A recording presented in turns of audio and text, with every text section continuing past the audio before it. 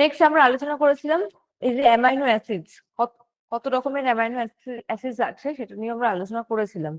তো amino acids গুলো কিন্তু আমরা যদি দেখে থাকি, আমরা দেখেছিলাম যে একটা প্রোটিনের মধ্যে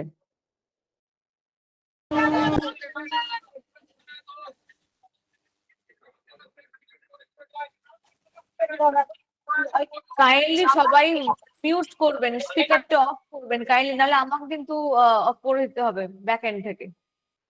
ও ম্যাডাম না, আপনি বন্ধ করে দেন। ম্যাডাম আপনি বন্ধ করে দিন। হ্যাঁ,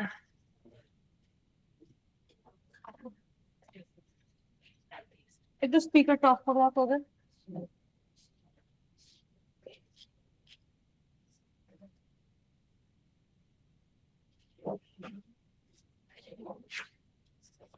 ওকে, আই এম ব্যাক। তো প্রোটিন যখন পড়িয়েছিলাম তখন আমি এটাও বলেছিলাম যে প্রোটিন, একটা প্রোটিনের মধ্যে অনেকগুলো অ্যামাইনো অ্যাসিডস থাকতে হবে, রাইট?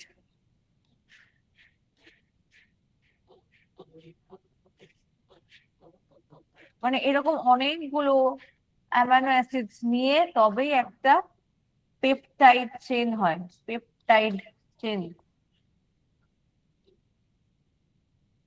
এটা একটা পেপটাইড চেইন যেখানে অনেকগুলো অ্যামাইনো অ্যাসিডস আছে। দেখা গেছে মোটামুটি 20 থেকে 21টা অ্যামাইনো অ্যাসিডস আছে টোটাল। তার মধ্যে কিছু অ্যামাইনো অ্যাসিড আছে যেটা আমাদের হিউম্যান বডি, মানে আমাদের বডিতে নিজে নিজেই প্রোডাকশন করা যায়। কিছু অ্যামাইনো অ্যাসিড আছে যেগুলোকে বাইরে থেকে খাবারের মাধ্যমে আমাদের শরীরে আনতে হয়। আর কিছু অ্যামাইনো অ্যাসিড আছে যেটা ইউজুয়ালি আমাদের বডি প্রডিউস করতে পারে, কিন্তু কিছু বিশেষ সময় সেই অ্যামাইনো অ্যাসিড গুলো আর তৈরি হতে পারে না, যেমন সার্জারি, অ্যাংজাইটি, স্ট্রেস, এই সমস্ত জায়গা মানে কেসে সিচুয়েশন বডি অ্যামাইনো অ্যাসিড তৈরি করার ক্ষমতা হারিয়ে ফেলে। তখন তাদেরকে কন্ডিশনাল এসেনশিয়াল অ্যামাইনো অ্যাসিডস বলা হয়। বাট এটা মাথায় রাখতে হবে, প্রোটিন কিন্তু একটা প্রোটিন তৈরি হবে এতগুলো পেপটাইড চেন নিয়ে, যেখানে অনেকগুলো অ্যামাইনো অ্যাসিডস থাকবে এবং একটা চেইন তৈরি করবে। তো একটা সিঙ্গেল, এটা পেপটাইড একটা চেইন, এটা 1 নম্বর, এটা 2 নম্বর পেপটাইড চেইন।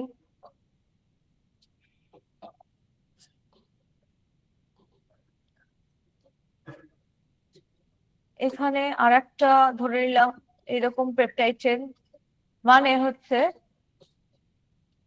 এরকম 4টে, 5টা, 6টা, 7টা পেপটাইড চেন, পেপটাইড চেন নিয়ে একটা গোটা প্রোটিন তৈরি হবে। তাই প্রোটিনকে ভাঙলে আগে পেপটাইড চেইনস পাবো এবং লাস্ট টু লাস্ট একদম স্মলেস্ট ইউনিট, সেটা হচ্ছে অ্যামাইনো অ্যাসিডস পাবো। এগুলোকে আমরা জানি অ্যামাইনো অ্যাসিডস, রাইট?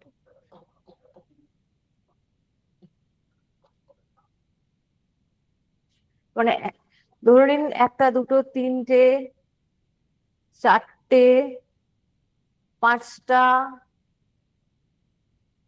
এবং 6টা পেপটাইড চেইন মিলে একটা গোটা 6টা পেপটাইড চেইন নিয়ে একটা গোটা প্রোটিন তৈরি হচ্ছে। তাই প্রোটিন যখন ভাঙবো তার সেকেন্ড স্টেপে হবে হচ্ছে পেপটাইড বন্ডস বা পেপটাইড চেইনস গুলো, আর একদম লাস্টে পাবো গিয়ে অ্যামাইনো অ্যাসিডস, যেটা আমরা বললাম যে একদম আমাদের সরল উপাদান প্রোটিন। ওকে, তো বেসিক্যালি অ্যামাইনো অ্যাসিড একটা ফুল হয়। আর একটা কথা বলেছিলাম যে মানে প্রোটিনে যদি আমরা কেমিক্যাল কম্পোজিশনস দেখি, যেমন কার্বোহাইড্রেটের আগে কম্পোজিশন দেখেছিলাম, একটা কার্বন ছিল, অক্সিজেন ছিল, আর হাইড্রোজেন ছিল, রাইট? কিন্তু প্রোটিনের মধ্যে একটা বিশেষ উপাদান থাকে যেটা কে প্রোটিনকে চিহ্নিত করতে আলাদা করে সাহায্য করে, সেটা হচ্ছে আমাদের নাইট্রোজেন। নাইট্রোজেন থাকতেই হবে, নাইট্রোজেন না থাকলে সেটাকে প্রোটিন ভাবে কোনোভাবে গণ্যই করা যাবে না। তাই নাইট্রোজেনের উপস্থিতি অত্যন্ত জরুরি। এবং নাইট্রোজেন যদি থাকে তাহলে সেটা মানে অবিলম্বে মানে এবং চোখ বন্ধ করে আমরা বলতে পারবো যে এটা একটা প্রোটিন। ওকে, তো অ্যামাইনো অ্যাসিড পুল যদি বলি, সেটা হচ্ছে যে আমাদের বডিতে যে কিছু ভান্ডার আছে যেটা অ্যামাইনো অ্যাসিড নিজেরাই, যেটা বললাম যে তৈরি করতে পারে। তো সেইখান থেকেই কি হয়, কিছু প্রোটিন আমরা বাইরে থেকে খাচ্ছি, আবার এসে অ্যামাইনো অ্যাসিড জমা মানে তৈরি হচ্ছে আমার বডিতে। আবার কিছু অ্যামাইনো অ্যাসিড আমরা দরকার পড়ছে না বাইরে থেকে খাবার, আমাদের বডি তৈরি করে নিতে পারছে এবং ডিস্ট্রিবিউশন হচ্ছে ব্যাপারটা। মানে আমাদের একটা ধরে নিন একটা পুকুর মতো আছে, পুকুরে যখন যেভাবে প্রয়োজন সেটা আসছে এবং বেরিয়ে যাচ্ছে। কারণ এই যে প্রোটিন জাতীয় আবার যে খাবার খাচ্ছে, নাইট্রোজেন তো ভেঙে যাচ্ছে, নাইট্রোজেন ভেঙে যাচ্ছে এবং সেক্ষেত্রে কিন্তু কিছু নাইট্রোজেন কিভাবে ভেঙে যাচ্ছে, মানে প্রোটিন জাতীয় খাবার ডাইজেশন যখন হলো, প্রোটিন জাতীয় খাবার যখন এই পাচন তন্ত্রের মাধ্যমে যখন পাচিত হয়ে গেল, কিছু নাইট্রোজেন কিন্তু আমাদের বডির বাইরে চলে যায়, কিছু নাইট্রোজেন আবার বডির মধ্যে থেকে যায়। কিভাবে বডি থেকে বেরিয়ে যায়, যেমন হচ্ছে স্টুল, ইউরিন, এগুলোর মাধ্যমে কিন্তু কিছু নাইট্রোজেন মানে বডি থেকে আমাদের বেরিয়েও যাচ্ছে।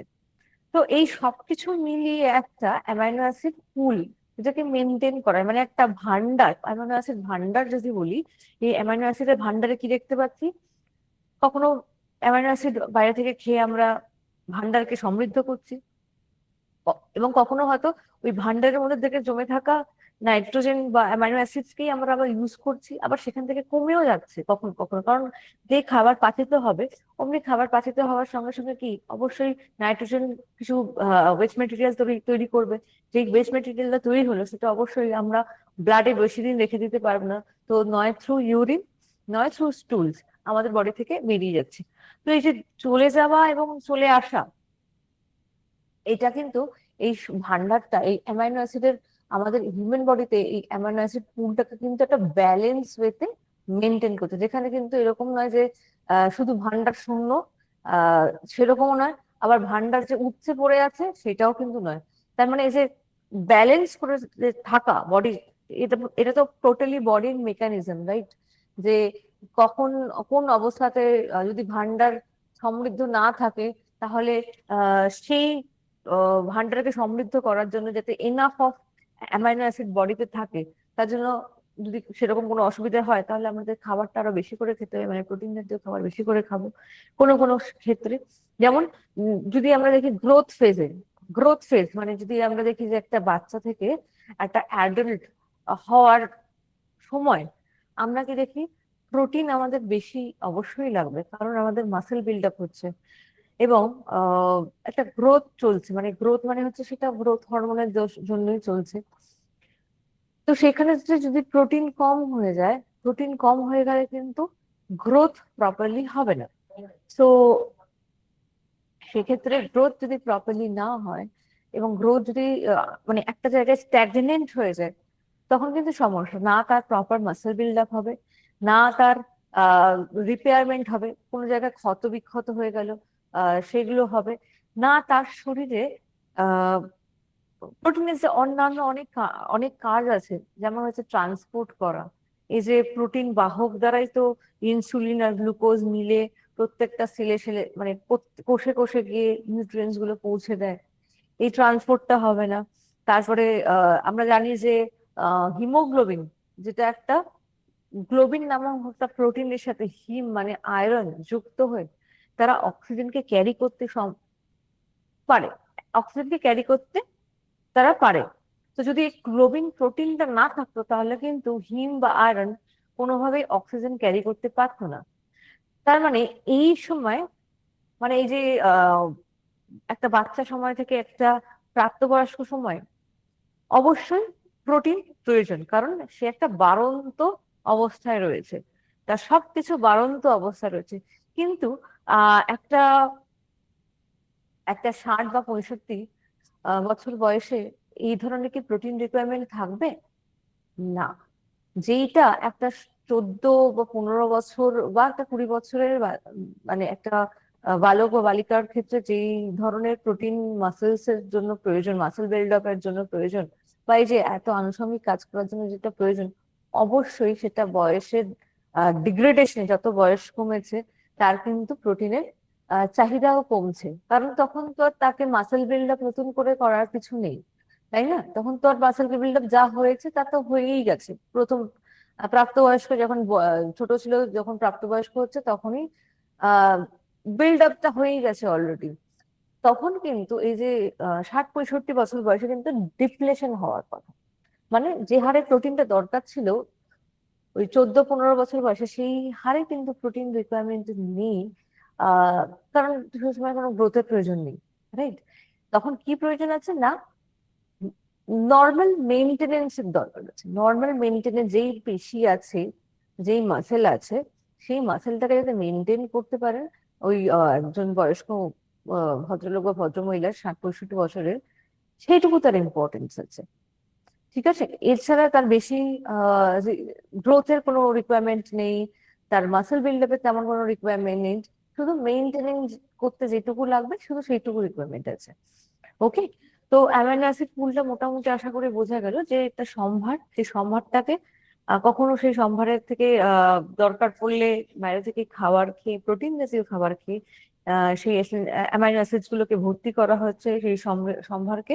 আবার কখনো কখনো যদি অতিরিক্ত হয়ে যাচ্ছে মনে হচ্ছে, তখন কিন্তু আবার আমাদের বডিতে যখনই পাচন শুরু হচ্ছে সেই বডি থেকে এক্সট্রা ওয়েস্ট মেটেরিয়াল হিসেবে নাইট্রোজেনকে কিন্তু বার করে দেওয়া হয় থ্রু ইউরিন এবং স্টুল, এবং তার মধ্যে কিন্তু এই ব্যালেন্সটা বজায় থাকছে। ওকে, নেক্সট আমরা, রাইট, আমরা একটু আগেও বলেছিলাম যে এসেনশিয়াল অ্যামাইনো অ্যাসিডস এবং নন এসেনশিয়াল অ্যামাইনো অ্যাসিডস এবং কন্ডিশনাল এসেনশিয়াল অ্যামাইনো অ্যাসিডস নিয়ে বলেছিলাম যে আমরা আইডিয়ালি এসেনশিয়াল অ্যামাইনো অ্যাসিডস কে, মানে আমরা অ্যামাইনো অ্যাসিডস গুলোকে তিন ভাগে ভাগ করতে পারি। একটা হচ্ছে এসেনশিয়াল, নন এসেনশিয়াল এবং কন্ডিশনালি এসেনশিয়াল অ্যামাইনো অ্যাসিডস। তো এসেনশিয়াল এর মধ্যে হচ্ছে 9টা অ্যামাইনো অ্যাসিডস আছে যাদের কে বডি নিজে নিজে তৈরি করতে পারে না, প্রডিউস করতে পারে না, তাই তাদেরকে অবশ্যই বাইরে থেকে প্রোটিন জাতীয় খাবারের মাধ্যমে তাদের চাহিদা পূর্ণ করতে হবে। যেমন হচ্ছে histidine, methionine, phenyl alanine, threonine, tryptophan, isoleucine, lysine, valine, এগুলো হচ্ছে এসেনশিয়াল। এই 9টা এসেনশিয়াল অ্যামাইনো অ্যাসিডস আছে। আর নন এসেনশিয়াল কাদের বলবো? যাদের অলরেডি বডি প্রডিউস করতে পারে বাইরে থেকে আলাদা করে প্রোটিন জাতীয় খাবারের মাধ্যমে অ্যামাইনো অ্যাসিড জোগাড় করার কোনো প্রয়োজন পড়ে না, তাদেরকে নন এসেনশিয়াল অ্যামাইনো অ্যাসিডস বলবো। যেমন অ্যালানাইন, অ্যাসপারজেন, অ্যাসপার্টিক অ্যাসিড এবং গ্লুটামিক অ্যাসিড। আর কন্ডিশনালি এসেনশিয়াল অ্যামাইনো অ্যাসিড বলেছিলাম যে বডি ইউজুয়ালি তৈরি করতে পারে, কিন্তু কিছু বিশেষ সময় তখন আর তৈরি করার ক্ষমতা থাকে না, যেমন স্ট্রেস, অ্যাংজাইটি, কোনো হয়তো সার্জারি হলো, এসব ট্রমা, এগুলো সময় দরকার পড়লেও তৈরি করতে পারে না, বডির মধ্যে সেই মেকানিজমটার কাজ করে না। তো কি কি আছে? Arginine, cysteine, glutamine, tyrosine, glycine, proline, serine, এগুলো হচ্ছে conditionally essential amino acids. Okay, আচ্ছা, বেসিক টাইপ যদি আমি বলি, প্রোটিনের কটা বেসিক টাইপ আছে? সবাই মোটামুটি আমাকে আগের দিন বললেন যে বেসিক টাইপের মধ্যে আমরা 3 ভাগে প্রোটিনকে ভাগ করতে পারি। যেমন হচ্ছে যেখানে শুধুমাত্র অ্যামাইনো অ্যাসিডস থাকবে তাকে আমরা সিম্পল প্রোটিন বলতে পারি, যেমন albumin, glutenin, fibrous proteins etcetera. Conjugated proteins হচ্ছে তারা সেকেন্ড ক্যাটাগরিতে পড়ে, যেখানে আমরা একটা প্রোটিনের সাথে একটা নন প্রোটিন সাবস্টেন্স পাবো, যেখানে লাইসোপ্রোটিনস বলেছিলাম আগের দিন, এই উদাহরণটাই দিয়েছিলাম, যেখানে বলেছিলাম যে লিপিড প্রোফাইল চেক করতে গেলে তখন আমরা দেখি এইচডিএল, এলডিএল, ভিএলডিএল, এগুলো প্যারামিটার্স গুলো দেখা হয়। তো ভিএলডিএল, এইচডিএল এবং এলডিএল মানে হচ্ছে low density lipoprotein, high density lipoproteins এবং ভেরি লো ডেন্সিটি লাইপোপ্রোটিনস, মানে যেখানে প্রোটিনের সাথে সাথে একটা নন প্রোটিন পার্ট মানে হচ্ছে লাইপো, এইটা যুক্ত হচ্ছে। তো এই ক্ষেত্রে তাকে আমরা কনজুগেটেড প্রোটিনস বলবো। অ্যান্ড মেটালোপ্রোটিনস আছে, নিউক্লিওপ্রোটিনস আছে, অ্যান্ড ডিরাইভড প্রোটিনস মানে হচ্ছে যেটা হচ্ছে প্রোটিন থেকে চূর্ণ হয়ে বেরিয়ে যাওয়া প্রোটিনস এর অংশগুলোকে আমরা ডিরাইভড প্রোটিনস বলবো, যেখানে আমরা দেখেছি পেপটোনস, কোয়াগুলেটেড এগস, এগুলো রয়েছে।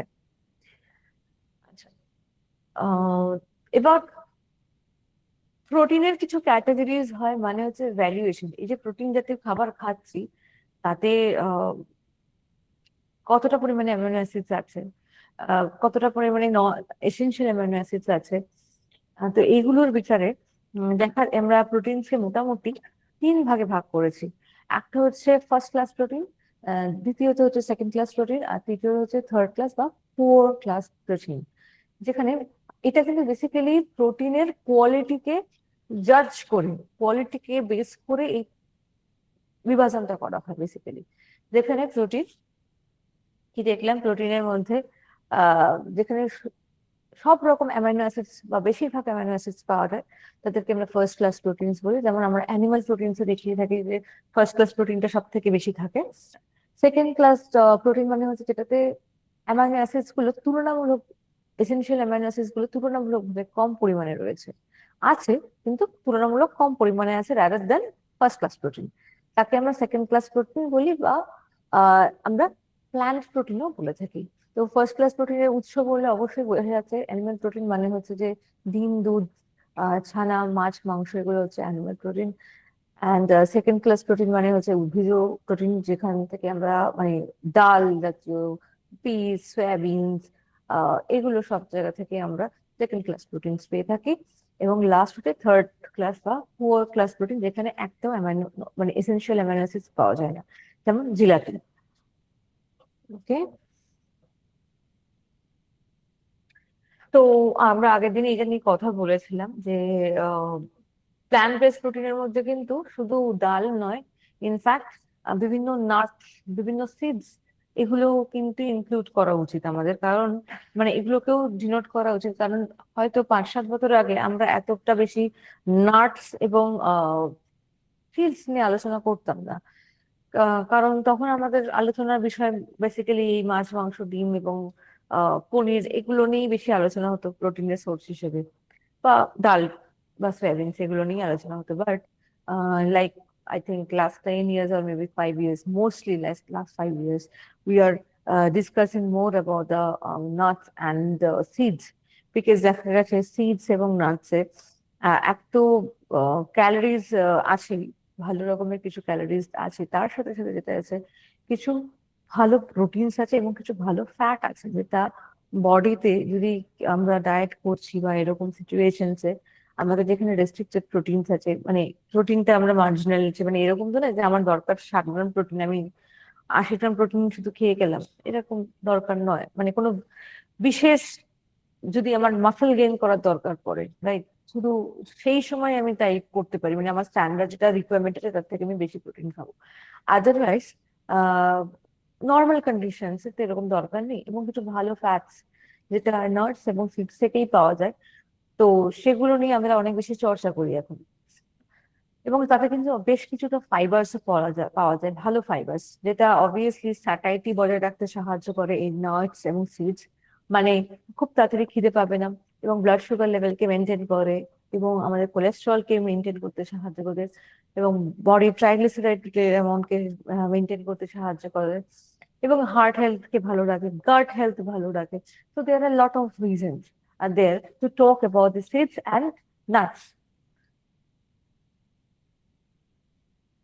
আচ্ছা, আমি আগের দিনও বলেছিলাম যে প্রোটিনের অনেক কাজ আছে। প্রোটিন কিন্তু শুধুমাত্র মাসেল বিল্ড আপ বা টিস্যু রিপেয়ারমেন্টস, গ্রোথ, বা কোনো জায়গা জ্বলে গেল, পুড়ে গেল বা ক্ষত হয়ে গেল সেটা রিপেয়ারমেন্ট করা কিন্তু একমাত্র কাজ নয়।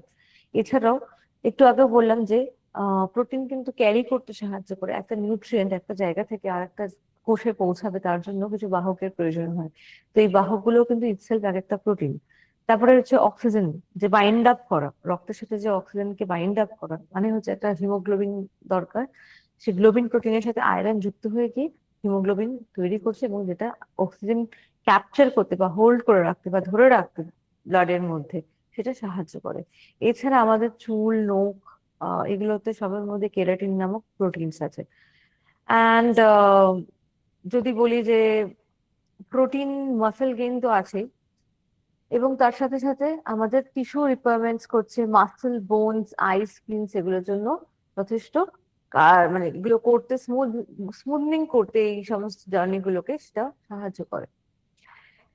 আমরা জানি ডিএনএ, আরএনএ, যেগুলো হচ্ছে আমাদের বেসিক বডির বা হিউম্যান সেলের নির্ধারক, মানে জিনস, জিনস তো নির্ধারক, রাইট? তো itself it's also a protein, itself a protein. একটা মানুষের জিন, মানে একটা সন্তানের জিনের সাথে তার পেরেন্টস এর জিন মেলে, তো সেটাও কিন্তু একটা প্রোটিন সোর্স ইটসেলফ। ঠিক আছে, যে যে এই সন্তানের পিতামাতা এরা, বা এই পিতামাতার সন্তান এরা, এই ডিনোট করার যে এক একটা মানে পূর্বপুরুষকে, বংশ পরম্পরা এক একজনের যে ডিনোট, যে এই বংশেরই লোক, এই ডিনোট করার যে জিন, ডিনোট করার যে উপাদান সেটা হচ্ছে জিন। অনেকেই দেখে থাকি জিন মানে কোনো কারোর পূর্বপুরুষ বা কারোর ঠাকুরদা বা আমি মেল দিয়ে উদাহরণটা দিচ্ছি, অনেকে দেখি যে কানের এখানে অনেকের চুল থাকে, ঠিক আছে? তো দেখা যায় যে ধরুন কানের চুল আছে, এরকম হচ্ছে ফার্স্ট জেনারেশন কোনো একজন লোকের দেখা গেল, তারপরে সেকেন্ড জেনারেশনের মধ্যে কাউকে দেখা গেল না, আবার থার্ড জেনারেশনের মধ্যে দেখা গেল, আবার হয়তো পরের দুটো জেনারেশনের মধ্যে আবার দেখা গেল না, আবার নেক্সট জেনারেশনের মধ্যে দেখা গেল। তো এই যে স্পেসিফিক আইডেন্টিফিকেশন, অবভিয়াসলি এটা আমি বা আপনারা কেউ চোখে দেখে বলে দিতে পারবেন না, এটার জন্য প্রপার ল্যাব টেস্ট দরকার, প্রপার ডিএনএ টেস্ট দরকার। তো তখন আমরা কিন্তু ইজিলি ডিনোট করে বলতে পারি যে উনি এই বংশের লোক, যার জন্য ওনার এটা জিনেই রয়েছে, ঠিক আছে? তো এই যে জিন যে ক্যারি করছে প্রত্যেকটা মানুষ, তো এই gene itself a protein as well. Okay, আজকে এবার বেসিক্যালি আজকে বলবো সেটা হচ্ছে যে এই প্রোটিনকে ইভ্যালুয়েশনস করা মানে হচ্ছে আহ আমরা আগের দিনই বললাম যে অ্যামাইনো অ্যাসিডস কে দেখে মানে বলবো যে কোনটাতে অ্যামাইনো অ্যাসিড বেশি আছে, কোনটাতে একটু কম আছে বা কোনটাতে নেই, এটা তো একটা ক্লাসিফিকেশন আছে অ্যামাইনো অ্যাসিডস এর। বাট প্রোটিনকেও ইভ্যালুয়েশনস করতে হয়, প্রোটিনকেও ইভ্যালুয়েশনস করতে হয় মানে হচ্ছে যে প্রোটিনটা খেলাম সেটা কি ধরনের প্রোটিন, তার মধ্যে পার্সেন্টেজ অফ নাইট্রোজেন কতটা অ্যাবসর্ব হলো বডিতে এবং কতটা বডি থেকে বেরিয়ে গেল, তাহলে আর কতটা পরিমাণ আমরা আমাদের বডিতে অ্যাবসর্ব হয়েছে।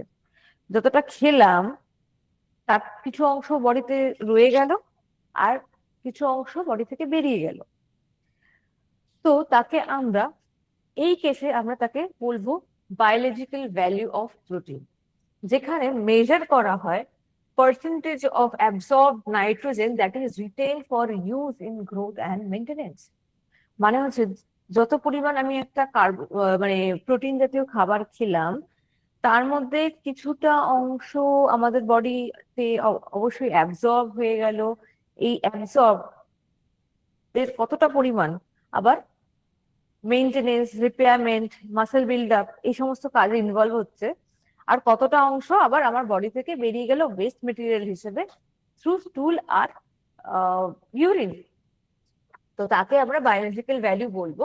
এখানে দেখতে পাচ্ছি এখানে একটা সূত্র আছে, nitrogen retain into 100 by nitrogen absorb, মানে কতটা রয়ে গেল বেরিয়ে গেল, কতটা ইনটু 100 বাই নাইট্রোজেন কতটা অ্যাবসর্ব হলো। যদি আরেকটু ভাঙি তাহলে বলা বাহুল্য যে বায়োলজিক্যাল ভ্যালুতে N intake minus N output, এর আউটপুটের মধ্যে কি আছে, ফিকেল নাইট্রোজেন আছে প্লাস ইউরিনারি নাইট্রোজেন আছে, into 100 by N intake minus N faecal. মানে হচ্ছে ইনটেক মানে বুঝতে পারছি, ইনটেক মানে হচ্ছে খাওয়া, যেটা আমি একটা প্রোটিনের মাধ্যমে নাইট্রোজেনকে আমার বডিতে এলো, খেলাম আমি, এবং মাইনাস এন আউটপুট, আউটপুট মানে বেরিয়ে যাওয়া, মাইনাস এন আউটপুট মানে হচ্ছে বেরিয়ে যাওয়া কিভাবে বেরোচ্ছে, নাইট্রোজেন না কিছু স্টুলের মাধ্যমে, ফিকেল মানে স্টুল, ফিকেল নাইট্রোজেন ফিকেল মাধ্যমে মানে স্টুলের মাধ্যমে বেরোচ্ছে কিছুটা, আর প্লাস কিছুটা ইউরিনের মাধ্যমে বেরিয়ে যাচ্ছে।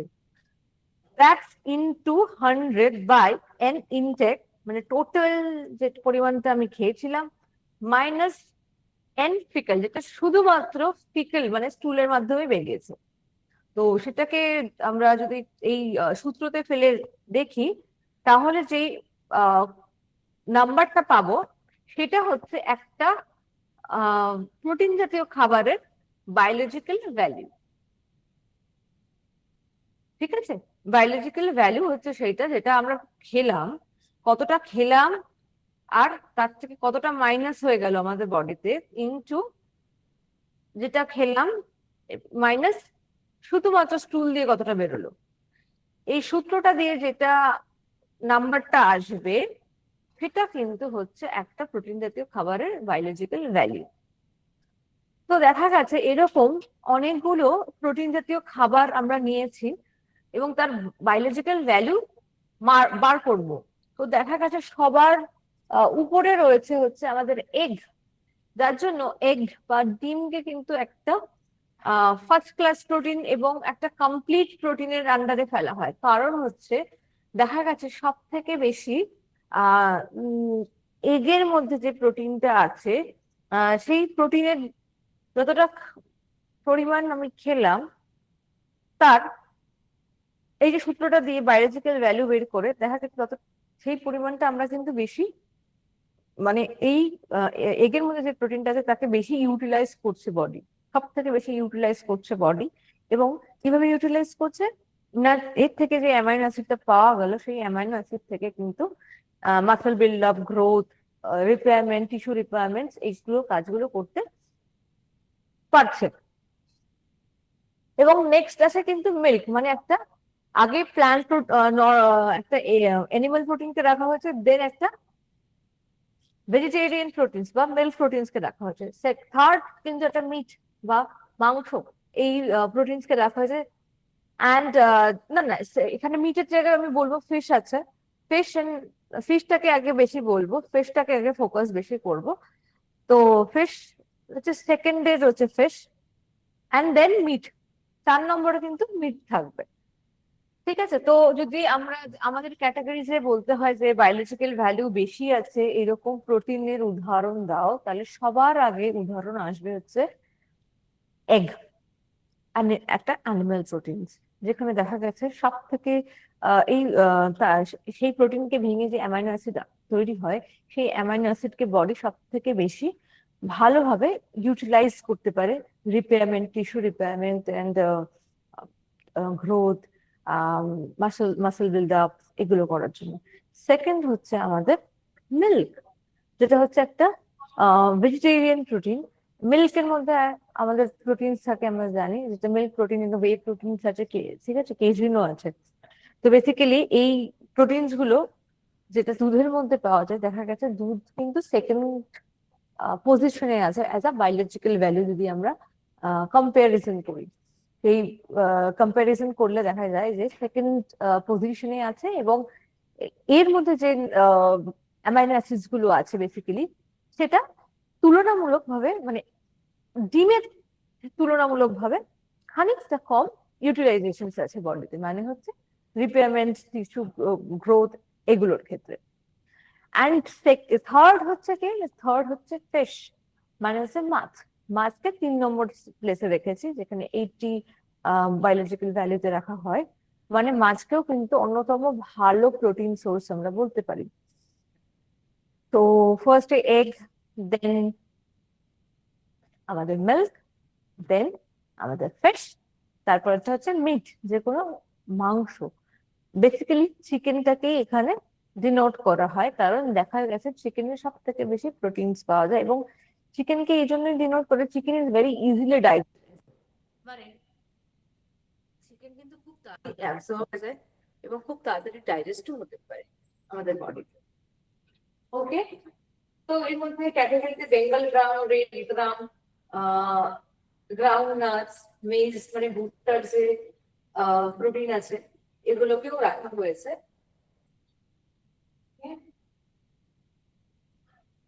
আচ্ছা, আর একটা হচ্ছে, তো এই যে বায়োলজিক্যাল ভ্যালু এবং পিডিকাস ভ্যালু নিয়ে একটু কথা বলবো।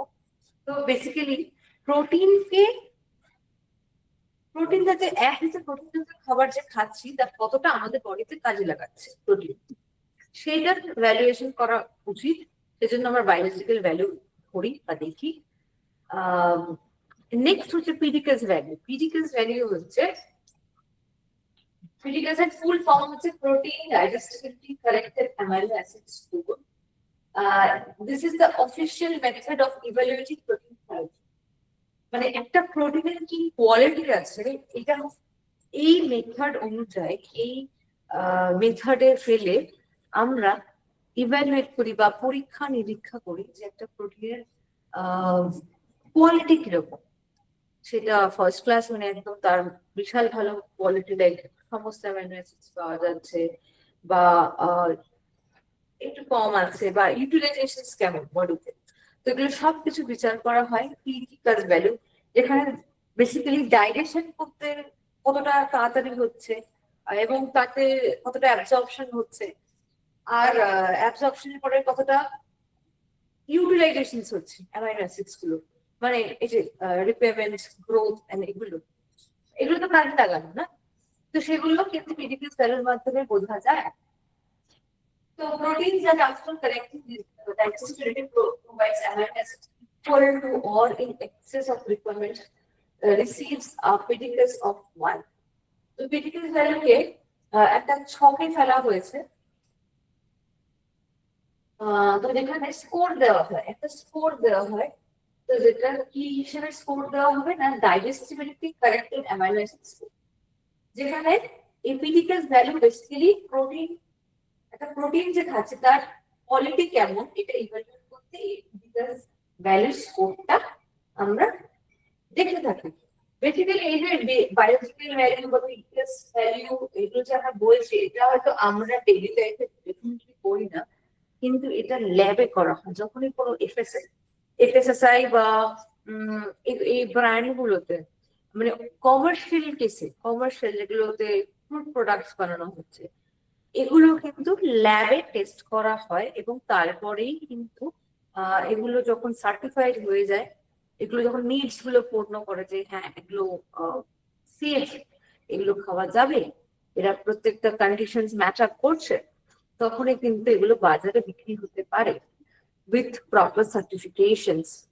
আদারওয়াইজ এগুলো কিন্তু আমাদের মানে বাজারেও কিন্তু বিক্রি করা উচিত নয় বা ইললিগাল। তো ফিজিক্যাল ভ্যালু বা বায়োলজিক্যাল ভ্যালু যাই করি না কেন, এগুলো বেসিক্যালি কমার্শিয়াল কেসে ল্যাবে টেস্ট করে দেখা হয়, আমরা নর্মাল আমরা ডেইলি লাইফে মোটেই চেক করি না। তো ফিজিক্যাল ভ্যালুটা দেখা গেছে প্রোটিন দিয়ে, মানে যেটা আমরা দুধের যে জলটা থাকে, মানে ছানার যে জলটা থাকে, তাতে এই वे প্রোটিন পাওয়া যায়। তো वे প্রোটিনের ফিজিক্যাল ভ্যালু 1, মানে it is a good quality protein. কেজিনও পাওয়া যাচ্ছে দুধের মধ্যে, তো তাকেও ফিজিক্যাল ভ্যালু 1.0 মানে 1 এর মধ্যে রাখা হয়। এই হোয়াইটে যে প্রোটিন পাওয়া যায় তাকে 1 এ রাখা হয়। এবং সোয়াবিনের প্রোটিন দেখি যে কনসেন্ট্রেশন ফর্মে যেটা রয়েছে সেটা 0.99 এবং আইসোমেট ফর্মে যেটা রয়েছে সেটা 0.92। আচ্ছা, কিনোয়াতেও আছে 0.85, পি মানে হচ্ছে মটরশুঁটি, যেটা হলদে রঙের মটরশুঁটি আছে 0.64, এবং টি গ্রিন যেটা হচ্ছে সবুজ রঙের মটরশুঁটি তাকে রাখা হয়েছে 0.50। লেন্টিল হোল গ্রিন মুসুরদের যেটা গ্রিন মানে সবুজ কালারের লেন্টিল বা মুসুর আছে সেটাকে বলা হয়, সেটাতে রাখা হয়েছে 0.6। আর লেন্টিল রেড যেটা ভাঙা এবং লাল যেটা, সেটাকে রাখা হচ্ছে 0.54। চিকপি মানে হচ্ছে ছোলা, সেটা হচ্ছে 0.54। Kidney beans 0.55। পিনাটস যেটা চিনে বাদাম 0.46। আর ওটস 0.57। আর হোল হুইট হচ্ছে 0.45। আচ্ছা, তো এবার একটু পড়তে হবে প্রোটিন কিভাবে ডাইজেশন হচ্ছে আমাদের বডিতে। তো প্রোটিন ডাইজেশন আমরা আগে যদি করে থাকি বা যদি জানি বা নাও জানি, বলে আমরা বায়োলজিতে অনেকেই করেছিলাম, ক্লাস 10 এর বায়োলজিতে বা ক্লাস হ্যাঁ মানে 9-10 এর বায়োলজিতে পড়েই থাকবো আমরা, যে আমাদের প্রোটিন ডাইজেশন বা ফ্যাট ডাইজেশন বা কার্বোহাইড্রেট ডাইজেশন কিভাবে হয় করেছিলাম। তো আজকে একটু ব্রাশ আপ করার দিন। তো বেসিক্যালি কার্বোহাইড্রেট যখন আমি বলেছিলাম, কার্বোহাইড্রেট বলেছিলাম যে মুখ যেটা আমরা যে খাচ্ছি, খাবার খাচ্ছি, সেই লালার মধ্যে কিন্তু উৎসেচক ছিল এবং তারা কিন্তু ভাঙা শুরু করে কার্বোহাইড্রেট জাতীয় খাবার। কিন্তু প্রোটিনের ক্ষেত্রে কেন সেটা হয়? প্রোটিন জাতীয় খাবার খেলে খাবারটা ইসোফেগাসের মাধ্যমে বা খাদ্যনালীর মাধ্যমে গিয়ে সেটা আগে পৌঁছাবে হচ্ছে স্টমাকে বা পাকস্থলীতে। পাকস্থলী হচ্ছে প্রথম যেখানে প্রোটিন জাতীয় খাবার কিন্তু ভাঙতে শুরু করছে বা ডাইজেশন হওয়া শুরু করছে।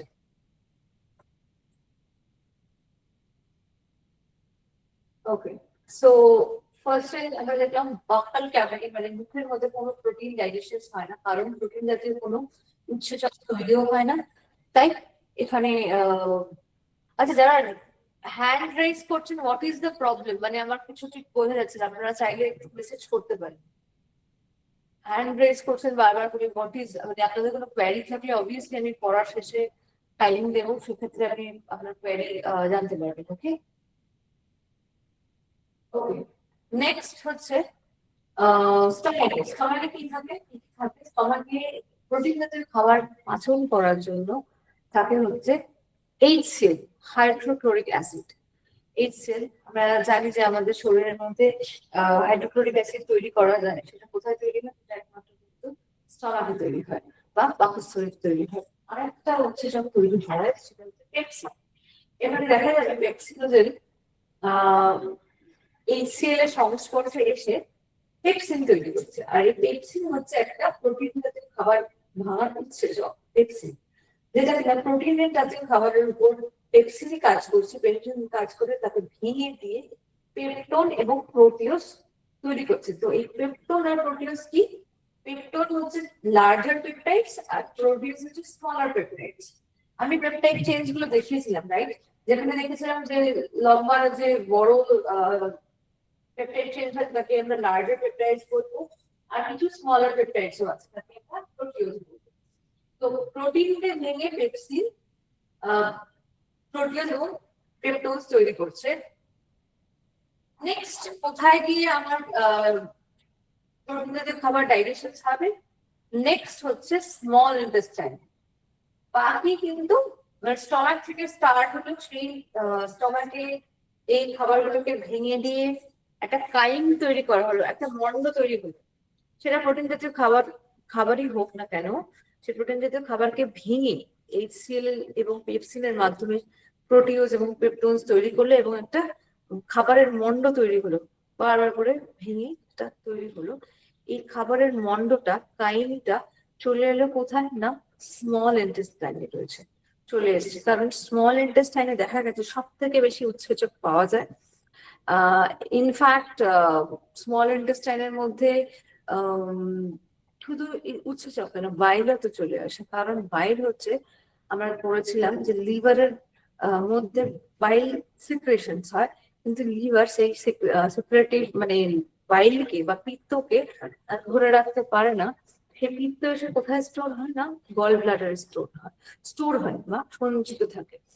তো যখন ফ্যাট জাতীয় খাবার বা খাবার এসছে দেখলেই বাইল কি করবে? গলব্লাডার থেকে বেরিয়ে গিয়ে একটা নালীর মাধ্যমে সে কিন্তু স্মল ইন্টেস্টাইনে চলে যাবে, যাতে কিনা সে খাবার পাচন করতে সাহায্য করতে পারে। তো এখানে দেখা গেছে বাইল বেসিক্যালি ফ্যাট জাতীয় খাবারকে চূর্ণ বিচূর্ণ করতে সাহায্য করে এবং কি করে? ছোট ছোট টুকরোতে ভেঙে দেয়। ছোট ছোট টুকরো ভেঙে দেওয়াকে একে কাইলোমাইক্রন বলে। এই ফ্যাট যখন ছোট টুকরো কাইলোমাইক্রনে পরিণত হয়, তখন এ খুব ইজিলি শোষণ করতে পারে, মানে ডাইজেশনও তাড়াতাড়ি কমপ্লিট করে নিতে পারে এবং অ্যাবজর্পশন খুব ফাস্টার রেটে হয়ে যায়, খুব ফাস্ট রেটে হয়ে যায় অ্যাবজর্পশন। আর প্যানক্রিয়াস, আমরা দেখেছিলাম প্যানক্রিয়াস বা অগ্নাশয়, যেটা পাতার মতো দেখতে হয় অগ্নাশয়। সেই অগ্নাশয় কি করে? সেও কিন্তু কিছু এনজাইমস তৈরি করে, যারা কিনা সবাই মিলে চলে আসে হচ্ছে স্মল ইন্টেস্টাইন। কারণ স্মল ইন্টেস্টাইনে এদের মনে হয় যে অনেকটা স্পেস আছে এবং সমস্ত আহ উৎসেচক খুব ভালোভাবে খাবারকে ভেঙে দিয়ে সেখান থেকে কি করবে? নিউট্রিয়েন্টস যা আছে সেই নিউট্রিয়েন্টস কে ইজিলি অ্যাবজর্ব করতে পারবে। কার মাধ্যমে? না, আমাদের এই স্মল ইন্টেস্টাইনের গায়ে কিছু আঙুলের মতো প্রবর্তক রয়েছে, তাদেরকে আমরা বিলিজ বলি। তার মধ্যে এই বিলিজের মধ্যে কিছু রক্ত বাহক আছে, যারা কিনা এই নিউট্রিয়েন্টস গুলোকে ছেঁকে নিয়ে, মানে যতটা খাবার থেকে নিউট্রিয়েন্টস পেরেছে তাদেরকে ছেঁকে নিয়ে খুব তাড়াতাড়ি এই ইন্টেস্টিনাল ওয়ালের মাধ্যমে আমাদের ব্লাড স্ট্রিমে পাঠিয়ে দিতে পারে, যেটা কিনা লার্জ ইন্টেস্টাইনে পারবে না, স্টমাকে পারবে না, শুধুমাত্র স্মল ইন্টেস্টাইনে পারবে। কারণ স্মল ইন্টেস্টাইনে এই আঙুলের মতো প্রবর্ধক ইন্টেস্টাইনের ওয়ালের মধ্যে ভিলিজ গুলো রয়েছে, যে ভিলিজের মধ্যে রক্ত বাহক রয়েছে, যারা ইজিলি এই যে ইম্পর্টেন্ট নিউট্রিয়েন্টস আছে তাদেরকে গ্রহণ করবে, শোষণ করবে এবং সেটা ব্লাড স্ট্রিমে বা ব্লাডের মধ্যে পাঠিয়ে দিতে পারবে। এবং সেটা অবশ্যই ব্লাড গোটা শরীরে প্রত্যেকটা কোষে, প্রত্যেকটা সেলে যেখানে যা দরকার নিউট্রিয়েন্ট সেগুলো পৌঁছে দেবে। আচ্ছা, নাও কামিং টু স্মল ইন্টেস্টাইনে কি কি উৎসেচক আছে যারা প্রোটিন জাতীয় খাবারকে ভাঙতে সাহায্য করে? এখানে দেখতে পাচ্ছি যে ট্রিপসিনোজেন আছে, যেটা এন্টেরোকাইনেজ একটা উৎসেচক, যেখানে এন্টেরোকাইনেজ উৎসেচকের মাধ্যমে ট্রিপসিনোজেন থেকে ট্রিপসিন তৈরি হচ্ছে। এবং কাইমোট্রিপসিনোজেন কে অ্যাক্টিভেট করার জন্য ট্রিপসিন কাজ করছে। প্রো কার্বক্সি পেপটাইডেজ কেও অ্যাক্টিভেট করার জন্য ট্রিপসিন কে যদি আমি দেখি দুটো জায়গায় কাজ করছে, রাইট? একটা হচ্ছে কাইমোট্রিপসিনোজেনের উপর কাজ করে ট্রিপসিন, আর একটা প্রো কার্বক্সি পেপটাইডের উপর কাজ করছে। তো কাইমোট্রিপসিনের উপর কাজ করে ট্রিপসিন তৈরি করছে, কাইমোট্রিপসিন তৈরি করছে, আর প্রো কার্বক্সিপেপটাইডের উপর কাজ করে কার্বক্সিপেপটাইডেজ তৈরি করছে। এই কাইমোট্রিপসিন, কার্বক্সিপেপটাইডেজ, এগুলো সবই কিন্তু উৎসেচক। এরা সবাই কিন্তু উৎসেচক। মানে একটা হয় যে সবার না একটা, এই যে ট্রিপসিনের একটা আগের ফর্ম হচ্ছে ট্রিপসিনোজেন, কাইমোট্রিপসিনের একটা আগের ফর্ম হচ্ছে কাইমোট্রিপসিনোজেন, আর কার্বক্সিপেপটাইডেজের আগের ফর্ম হচ্ছে কার্বক্সিপেপটাইডেজ। যেখানে এই যে আগের ফর্ম গুলো বললাম, ট্রিপসিনোজেন, কাইমোট্রিপসিনোজেন, কার্বক্সিপেপটাইডেজ, এগুলো হচ্ছে ইনঅ্যাক্টিভ মোডে আছে, যাদেরকে অ্যাক্টিভ মোডে রাখতে হবে। অ্যাক্টিভ মোডে আনলে তবেই এই উৎসেচক গুলো খাবারের উপর, মানে প্রোটিন জাতীয় খাবারের উপর গিয়ে কাজ করতে পারে। তো আগে অবশ্যই এটাকে অ্যাক্টিভেট করার ব্যবস্থা করতে হবে। তো ট্রিপসিনকে অ্যাক্টিভেট করার জন্য কে এলো, যেখানে ট্রিপসিনোজেন থেকে ট্রিপসিনকে অ্যাক্টিভেট করবো, তো এখানে এনজাইমোকাইনেজকে পাঠানো করবো। আবার কাইমোট্রিপসিন এবং কার্বক্সিপেপটাইডেজকে অ্যাক্টিভেট করার জন্য কে এলো, ট্রিপসিন এলো। তো যদি এটা আমরা দেখি, এখানে প্রোটিন, মানে স্মল ইন্টেস্টাইনে যত প্রোটিন, পেপটন, প্রোটিয়েজ এরা আছে, তাদের উপরে কে কে কাজ করে? বেসিক্যালি তিনটে এনজাইমে কাজ করে, ট্রিপসিন, কাইমোট্রিপসিন আর কার্বক্সিপেপটাইডেজ। তারা ভেঙে গুঁড়িয়ে প্রোটিন জাতীয় খাদ্যকে ভেঙে গুঁড়িয়ে তৈরি করছে ডাইপেপটাইডেজ। ডাই মানে দুটো পেপটাইডসের ছেড়ে ভেঙে তৈরি করছে। ডাইপেপটাইডেজ বলে একটা উৎসেচক আছে, যেটা ডাইপেপটাইডের উপর কাজ করে লাস্টে গিয়ে একদম সর্বশেষে অ্যামাইনো অ্যাসিড তৈরি করছে। তো এটা একটি ছক করে বুঝতে হবে। তো পরের দিন কারোর সাথে সম্ভব হয় অবশ্যই নিজেরা খাতায় লিখে পড়বেন, এবং ছক করে পড়বেন, তাহলে মনে রাখতে অনেক বেশি সুবিধে হবে। ঠিক আছে, যে কোন উৎসেচক কোন জাতীয় প্রোটিনের উপর কাজ করছে এবং তাদের অপশনস গুলো কি থাকছে, মানে সেটাতে অ্যাক্টিভেট করছে কিভাবে, সেগুলো মনে রাখাটাও জরুরি। তো সেই জন্য ছক করে লিখে পড়লে অনেক বেশি পিপিটি দেখে শখ করে একটা নিজেদের মতো করে খাতায় লিখে পড়বে, তাহলে সেটা অনেক ভালোভাবে মনে থাকবে। তো আমরা দেখলাম যে স্মল ইন্টেস্টাইনের বেসিক্যালি তিনটে অ্যাক্টিভেটেড উৎসেচক আছে, ট্রিপসিন, কাইমোট্রিপসিন আর কার্বক্সিপেপটাইডেজ, যারা এই প্রোটিন, পেপটন, প্রোটিয়েজকে ভেঙে, মানে সবই প্রোটিন জাতীয় খাবার, এদেরকে ভেঙে নিয়ে তৈরি করছে ডাইপেপটাইডস। ডাইপেপটাইডস মানে হচ্ছে দুটো পেপটাইড চেইন আছে। এই ডাইপেপটাইডের কাজ করছে ডাইপেপটাইডেজ বলে একটা উৎসেচক। আচ্ছা, কেউ যদি নোটিস করে থাকেন, দেখবেন এই উৎসেচক গুলো যার উপরে কাজ করছে তাদের নামের কিন্তু অনেক মিল আছে। পেপটাইডেজ মানে হচ্ছে একটা উৎসেচক বা এনজাইম, আর পেপটাইডস এটা হচ্ছে একটা প্রোটিন। সেই রকম ট্রিপসিন, কাইমোট্রিপসিন, কার্বক্সিপেপটাইডেজ এগুলো হচ্ছে উৎসেচক, প্রোটিন, পেপটন, প্রোটিয়েজ এগুলো হচ্ছে প্রোটিন। ওকে, নেক্সট আরেকটা স্লাইডে আছে। তো বেসিক্যালি অ্যামাইনো অ্যাসিডস, লাস্টে গিয়ে অ্যামাইনো অ্যাসিড তৈরি করা হচ্ছে মোটো। তো সেটা দেখলাম যে ডাইপেপটাইডস কে ভেঙে পেপটাইডেজ ভেঙে দিল, ভেঙে কি তৈরি করলো না, তৈরি করলো অ্যামাইনো অ্যাসিডস। ঠিক আছে, অ্যামাইনো অ্যাসিড তৈরি করা হচ্ছে আলটিমেট মোটো। অ্যামাইনো অ্যাসিড না তৈরি করলে বডিতে কোনোভাবেই সম্ভব নয় প্রোটিন অ্যাবজর্ব হওয়া। প্রোটিন যাই হোক না কেন, আমি মাছ খাই, ডিম খাই, মাংস খাই, বা দুধ খাই, ছানা খাই, পনির খাই, হোয়াট এভার, আলটিমেটলি সেটা আমাকে লাস্টে গিয়ে যদি স্মল ইন্টেস্টাইনে আমি অ্যামাইনো অ্যাসিড তৈরি করতে না পারি, তাহলে অ্যামাইনো অ্যাসিড কিন্তু ওই স্মল ইন্টেস্টাইনের বিলিতে, মানে বলে যে ছোট ছোট আঙুলের মতো যে প্রবর্ধক থাকে, রিলিজের মাধ্যমে অ্যাবজর্ব হতে পারবে না এবং ব্লাড স্ট্রিমে পৌঁছতে পারবে না।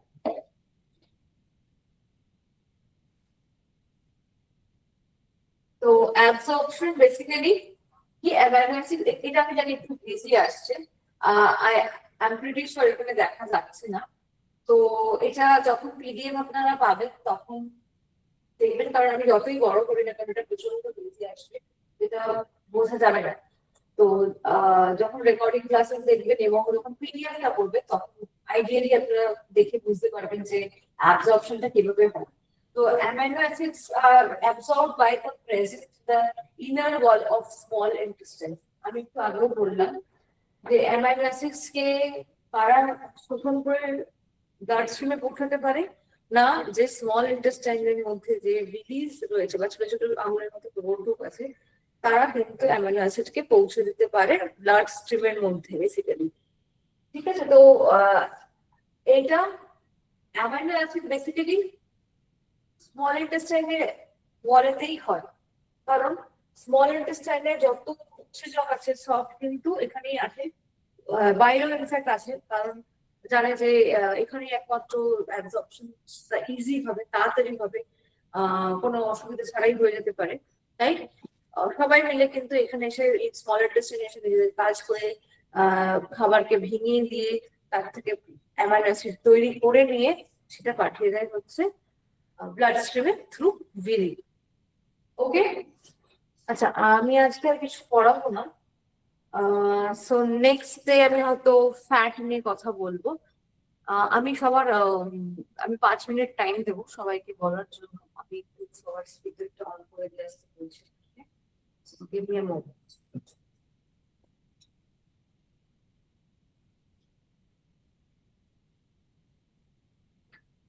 স্পিকারটা অন।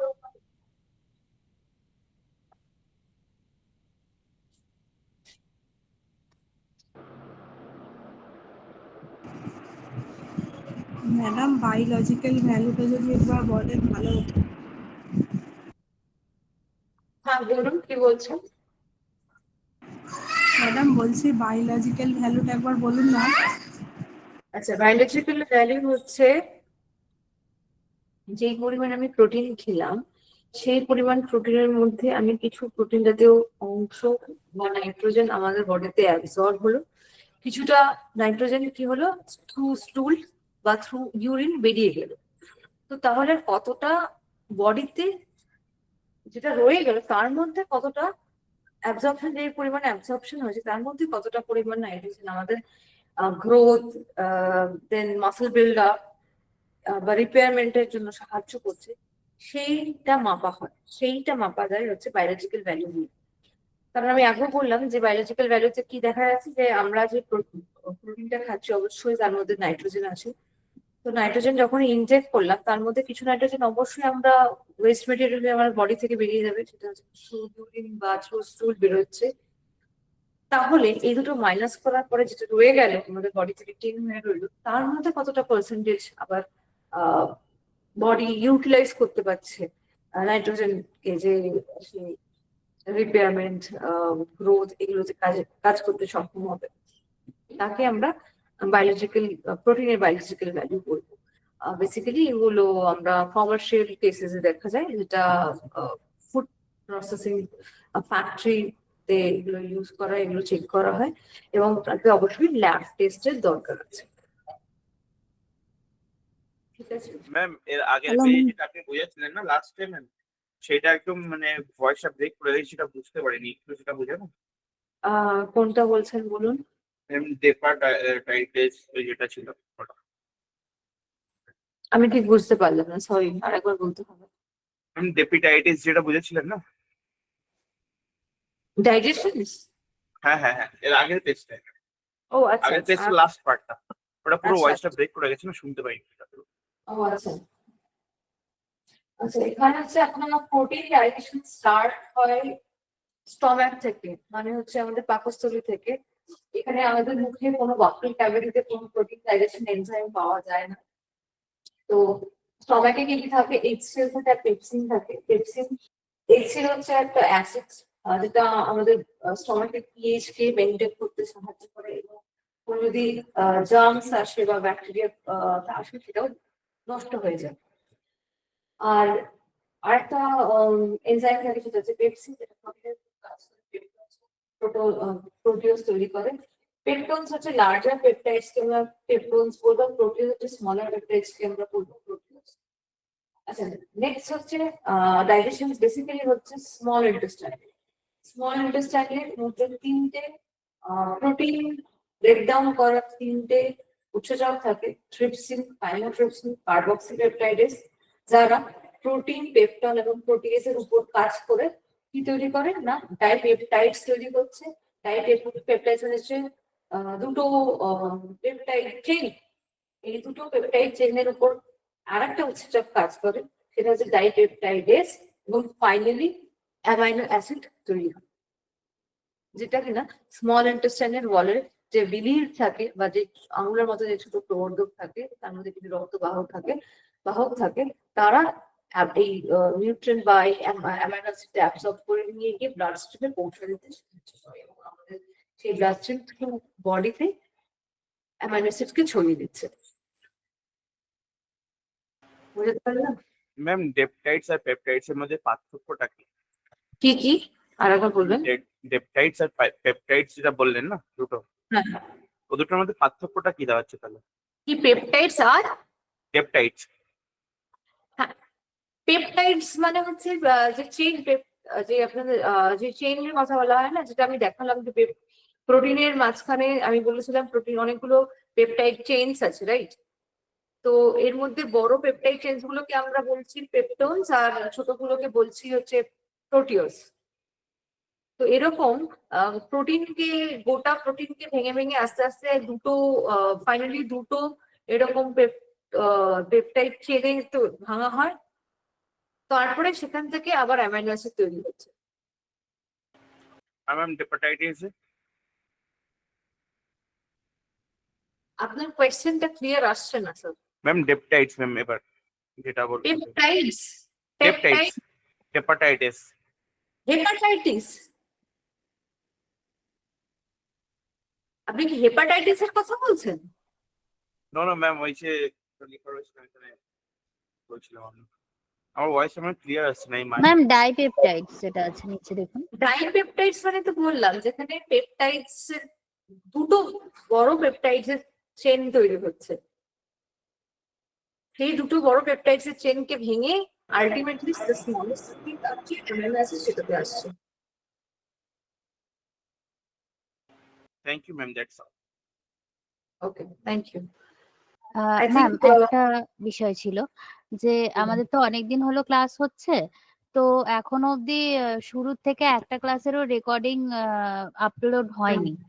হ্যাঁ, এবার যদি প্রতি সপ্তাহেরটা একটু আপলোড হয়ে যেত, মানে দিনের দিন না হলেও কয়েকদিনের মধ্যে আমরা একটু রিভাইজ করতে পারতাম। ম্যাম একটা জিনিস ছিল, এই কার্বোহাইড্রেট যেটা পড়িয়েছিলেন না, আপনার পিডিএফটা আমি এখনো পাইনি, এইটা পেয়ে গেছি যেটা আপনি এখন পড়াচ্ছেন, সেই পিডিএফটা পেয়ে গেছি। হ্যাঁ, কার্বোহাইড্রেট কিন্তু আমি চেঞ্জ করে দিয়েছি, আমি পিডিএফ কিন্তু চেঞ্জ করে দিয়েছি, বলেছিলেন কোয়ারি করেছিলেন। ম্যাম আপনি কাইন্ডলি একবার চেক করবেন ম্যাম, আজকে আমি ডাউনলোড করার চেষ্টা করছি। ম্যাডাম যে পিডিএফটা কাজ করছেন সেটাই আপলোড করবেন। হ্যাঁ, সেটাই তো আপলোড করেছি। এখনো কি কার্বোহাইড্রেট আপনাদের কাছে প্রপার যেটা পড়িয়েছিল সেই পিডিএফ আসেনি? হ্যাঁ, পিডিএফ আপলোড আছে, দেখুন ওই এরপরেরটা একটা আমি পিডিএফ দেখিনি, কিন্তু দুটো তিনটে ক্লাসে ছিল না। হয়েছে। না, আমি একটু আগে কাল- চেক করলাম, রেকর্ডিং আমাদের গুলো এখা- আপলোড হয়নি, পিডিএফ কালকে- গুলো যদিও হয়েছে। রেকর্ডিং আপলোড হয়েছে, the human body of the recording upload হয়ে গেছে। কই ম্যাম, আমার তো আমি ক্লাস একটু কমপ্লিটেড আপনাকে দেখাচ্ছে, বাট explain করতে পারি কাইন্ডলি? ও হ্যাঁ কার্বোহাইড্রেটস এর আপলোড রয়েছে, সেটা ফিওনা হার্বার্স এর আপলোড রয়েছে। আপনি যেটা পড়িয়েছিলেন সেটা আপলোড নেই, সেটাই বলছিলাম। হ্যাঁ হ্যাঁ হ্যাঁ হ্যাঁ গত- কার্বোহাইড্রেট গতকাল- থেকে আপলোড নেই, হিউম্যান ম্যাডাম ওটা বডি পরে গতকাল আসবে। ম্যাডাম গতদিন হচ্ছে এখানে আরগম সেন্টার উদ্বোধন ছিল, প্রদীপ বাবু এসেছিলেন, উনিকে দেখিয়েছিলাম, বলছে ঠিক আছে পরপর আপলোড গুলো হয়ে যাবে, রিসেন্টলি হয়ে যাবে বলছিল। Upload হয়ে যাবে।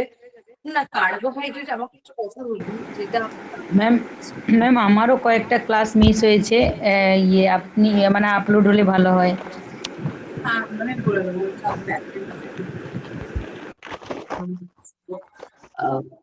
রেকর্ডেড ভিডিও ছিল, চলে আসছে ওকে।